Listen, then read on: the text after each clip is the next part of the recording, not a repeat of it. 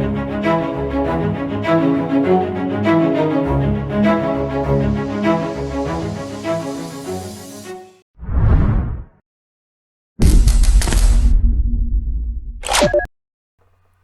zone appropriate greeting to you and welcome back to the community spotlight section.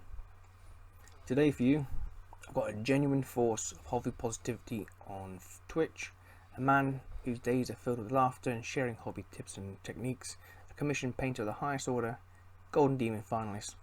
I would like to welcome Vincenzo Celeste of Miniature Den to our community spotlight. Let's begin. How did you get into the hobby of tabletop wargaming? So when I was a kid, I used to go and play Magic the Gathering at a local shop, which also had Warhammer games going. And I used to go and watch these people play Warhammer. I was like enthralled by it because of all the, the terrain with the trees and hills and stuff, and the cannons and the dwarves and things. And they were super cool to me. And I always wanted to start as well to get into mini painting and wargaming. But my parents never allowed me to because they felt like it was too expensive as a hobby, and my family never had much money to begin with, so they never really gave me what I wanted, especially if it was just a hobby and nothing important. So I never did start. But a lot of years later, after I graduated from high school and I couldn't really find a job, and I spent a few years like unemployed looking for a job and doing like odd jobs, very, very small gigs to just make a few bucks, but nothing really permanent, right? I was in a stupid amount of depression because I felt like I was doing nothing with myself, and life wasn't getting anywhere. So while talking with my girlfriend, I ended up having one of my ramblings about, how cool Warhammer is and how cool the lore is, etc., etc. And one day she ended up gifting to me a start collecting set for Age of Sigmar, a few paints and a brush, and to fight depression, really. And that's how I started, around 2 years ago. What type of hobbyist are you? A painter, collector, gamer? I'm a painter. I started as a gamer. I felt like I was going to be a gamer, but then I found out that I'm a very ambitious person, in too much sometimes. And with my painting, I really want to do the best I can. And I felt like painting armies wouldn't allow me to do the best I could without dying of old age before being done with the army. Because like painting 2,000 points of army to a very high level of painting would take forever, right? Yeah. So I slowly transitioned away from army painting and moved into single character painting, which is what I do now. What advice would you give someone just starting out in the hobby, or maybe your younger self a few years ago? To not compare yourself to others when it comes to the quality of your work or anything, really. It's important to enjoy this hobby as a personal experience. It's about personal growth. Other people can tell you how to improve or, shortcuts to get to a point where you want to be faster and all these cool things. But ultimately, it's all about you. And you should never look at another painter's work and be like sad because they are better than you, because they have a different life, they have done a different, journey, and you should always, in my opinion, always try to be a better painter than your previous painter. So if you paint a model, the next one needs to be better than the one you currently painted, and that's it. What's the best part about the hobby for you? The feeling of being able to physically be able to see you become better as a human to some extent. Because like some of the things that are involved into painting miniatures have to do a lot with your stamina and your ambition and your ability to commit and your ability to learn. And all of these things are easily provable in your own paint jobs, because as they become better, you can prove that you became better as well. Like when you're able to spend, 50 hours on a paint job, on a single character model, that means that you built up a lot of stamina not to get bored or burned out of it. And when the paint job is really good, it also means that you have an ability to learn and practice and, become straight up better, more patient, more intelligent even. What's the worst part about the hobby for you? Assembly, I would say. I really don't enjoy assembling. Like cleaning mold, especially on GW models, man. When they have like those rivets, and between those small rivets, there's like a mold line, and you go in there to clean the mold line, and then sometimes you end up scraping off the rivet as well. It's just like awful. I hate that. What keeps you in the hobby? Well, it became my life in a sense that it was a hobby for me when I started, but now it's a job. So that keeps me in it more than anything, I would say. Although I would still be doing it even if it wasn't a job for me. I still enjoy this very much. Has anyone inspired your hobby style or life?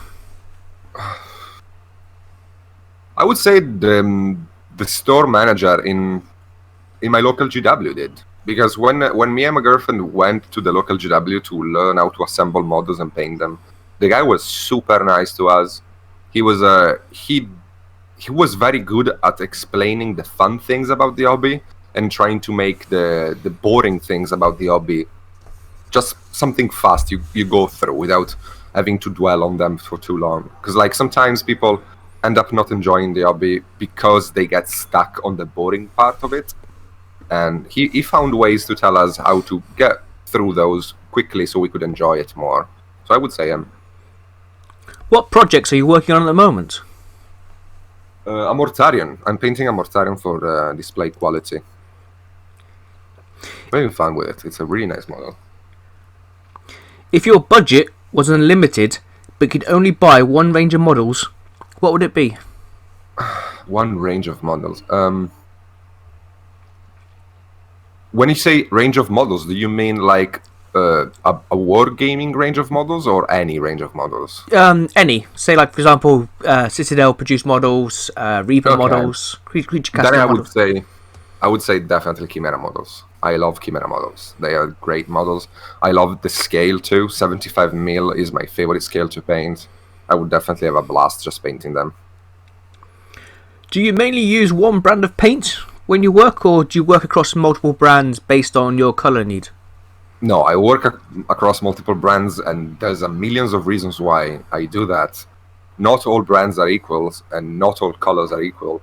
And it's important as you grow as a painter to understand that loyalty to a brand means nothing in regards of quality of the paint job you produce, right? It's important to understand that you don't always need Citadel to paint something. You don't always need Vallejo or Reaper or Chimera or whatever.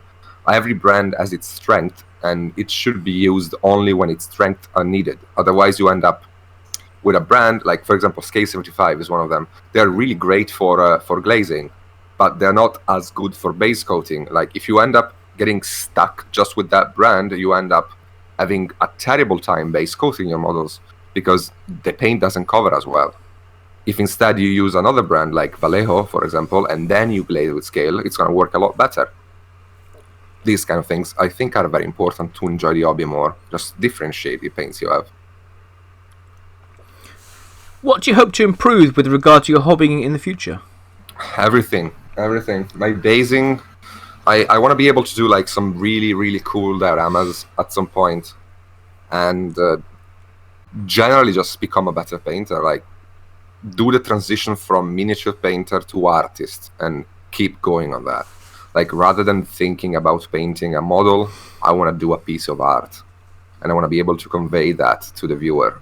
So create a sense of mood, a sense of life to the model, like telling a story when I paint something. That would be really nice. Okay, Vincenzo, thank you very much. That's the end of the first section of questions. Now we're going to go on to questions which are mainly based towards you yourself. Let's go. How did you start in the commission painting business? Well, so since I didn't have a job, I wanted to get one. So I was like, well, I might as well just start painting. Mostly because I was looking through eBay, and at the time I didn't know that the pro painted category of eBay was a meme. Now I know, but at the time I didn't. And I was like, wow, look at this guy. Like, he paints like I do pretty much. At the time I did. And he's selling his models for a stupid amount of money, so maybe I should do that too. And I went to my local games workshop. I asked the manager if he had any model he would like me to paint, and I painted a Deathwatch character for free for him. And as a reward, so to speak, he put the model in display in the shop with my business card next to it. From there, a guy contacted me. I painted a few commissions for him, and then just snowballed like that. Does being a commission painter risk your enjoyment in the hobby?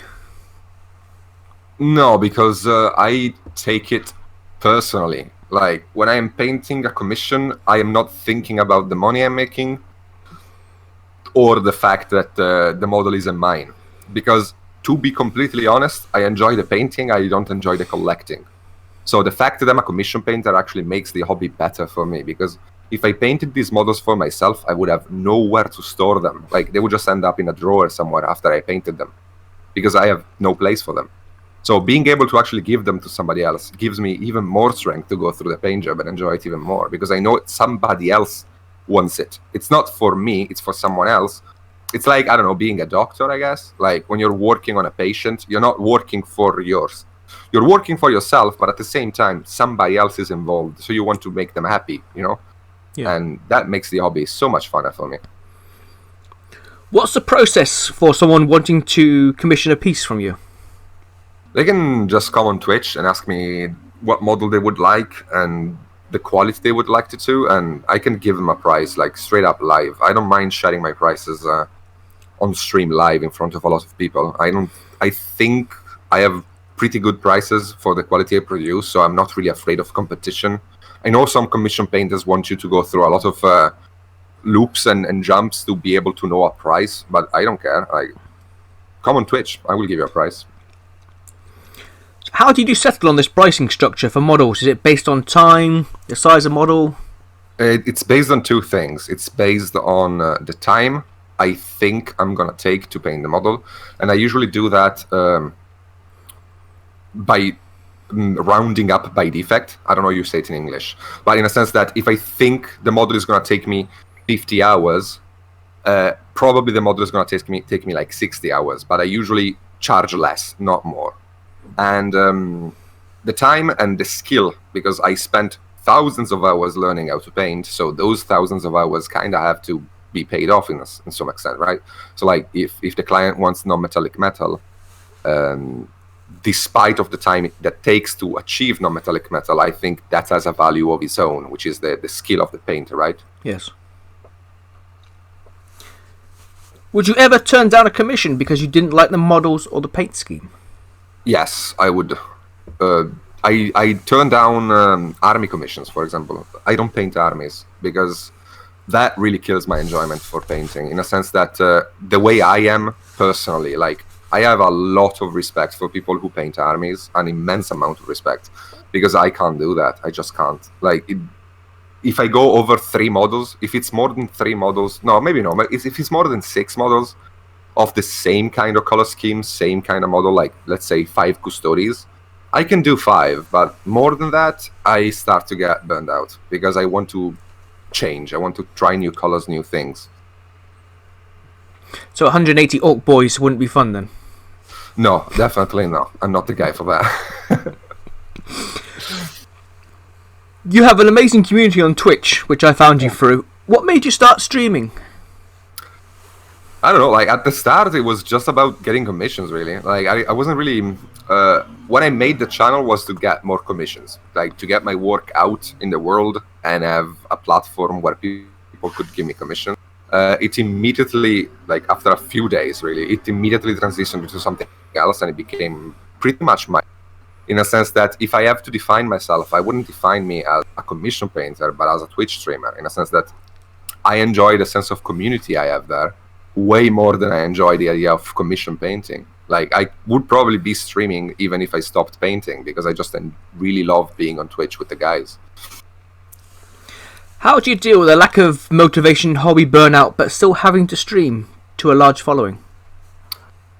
Thankfully, that doesn't really happen to me, because the community we have on the channel is so nice. Like, I really, really enjoy spending time with the guys. So even if I feel like I'm not really too keen on painting that day, maybe I will paint a bit less. Maybe I will spend some more time talking with the chat, just taking breaks, stuff like that, watching videos, listening to music.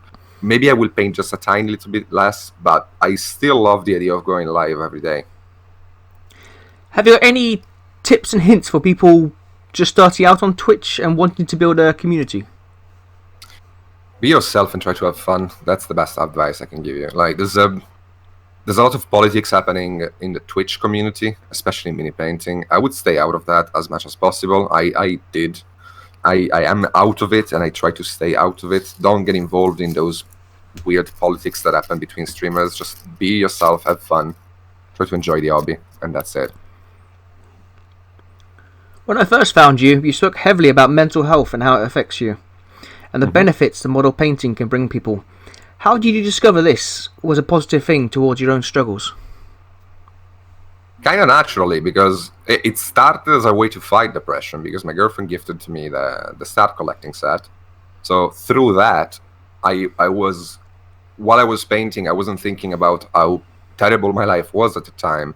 So that alone was a way to fight off depression. And then as I improved and as I worked harder and harder and harder on becoming a better painter, I found out that I had a strength in me that I didn't know I had.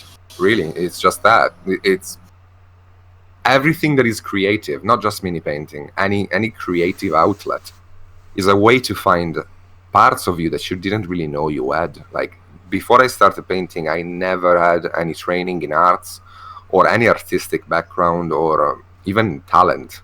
Like, I was just a normal guy, right? I held a brush for the first time when I started painting, and through that I learned that maybe I did have something in me that could be nice, could be worth showing to others, and working hard on it made me, I think, a better person, because I'm more patient now, I have more stamina, I have more commitment to what I do, I don't get burned out as much, and I believe in myself just more, and that reflects, I think, in everything else I do. Because if you are somebody that knows that you can do things, because the simple fact of miniature painting taught you that if you work hard, you will get where you want to be, then everything else in life becomes the same thing. Like, you just tell yourself, well, you know, I don't want to, do the dishes today, but at the end of the day, I didn't even want to start painting, but then I did, and look how good I am now. So maybe I can do the dishes today, or go to work, or, I don't know, talk with my girlfriend, like stuff like that. It's just a jumping point for you to understand that you have a strength in you that you can use, and it's important to know it. Some brilliant advice. You have some amazing tutorials on YouTube as well. Any plans to expand the collection? Yes, when I have the time, yes, because I stream an ungodly amount of hours, and I also do videos for Patreon, but I would really like to expand my guides on YouTube, because the way I see it, I don't agree with the paywalling of techniques, in a sense that I don't think people should pay money to be able to know what glazing is, or what wet blending is, or layering is, because those are techniques, and those should be available to everybody. The only thing that I think a painter could put a price on when it comes to Patreon and stuff like that is their personal take on an artistic level, which means a color scheme maybe, or how you get a paint job done. So those things I am trying to work on for the Patreon.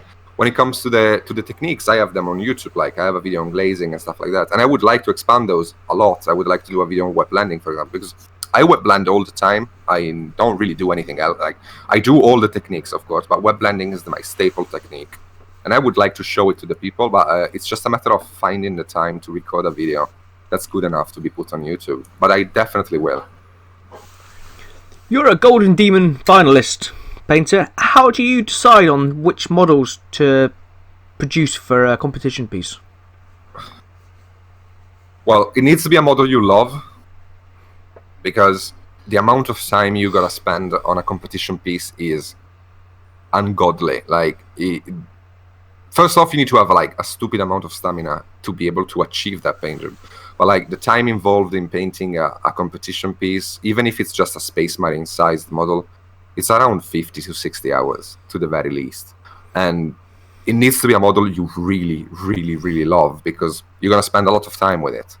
Secondly, it needs to be a model that I think has charisma, in a sense that even the unpainted model, like the assembled model, needs to have some sort of charisma to it. Like a Space Marine, for example, doesn't have too much charisma on its own. If you just prime it, it's just a Space Marine. But there are some characters that have a lot of charisma even when just primed. So those characters will do well, I think, as a competition piece. What planning in regards to painting such a scheme or basing to the overall impact of the model does it take? Well, when it comes to competition painting, but also display painting, in a sense, it's important, I think, to be able to have a massive impact from afar. Like, the model needs to look like there's a beacon shining on top of it, because the judges need to see the model in the middle of all the other models and be like, oh, that's interesting. But that isn't enough, because when the judge picks up the model and looks at it, they need to see something that makes them want to look at the model even more. So there has to be a contrast between big details that attract a lot of attention and very, very small details that bring information to the judge when they pick up the model and look at it. That's important. Which is why I'm going to give you a tip for free. No, seriously. Which is why freehands are so well regarded by Golden Demon judges. Golden Demon judges absolutely adore freehands. That's a given. And the reason is exactly that, because the model from afar looks interesting, because like, oh, look, there's a freehand there. And when you pick it up and you look at all the details in the freehanding and all the fine colors, you're like, oh, that's interesting. And that gives a lot of points to the entry. Your mascot is an alpaca. Yes. How did he become a stream legend? Good question. I don't know. No, when I started streaming, I thought the mascot of the stream was going to be an orc. Because, for example, when people follow, we have the Daka Daka sound. And when people raid my channel, we have the war sound. And I never really planned on having an alpaca as a mascot. It just happened. Like, one day, talking with the guys in chat, we started talking about animals we love, and I was like, well, my favorite animal is the alpaca. I really love alpacas. They're so cute and peaceful, and I would like to hug them all the time.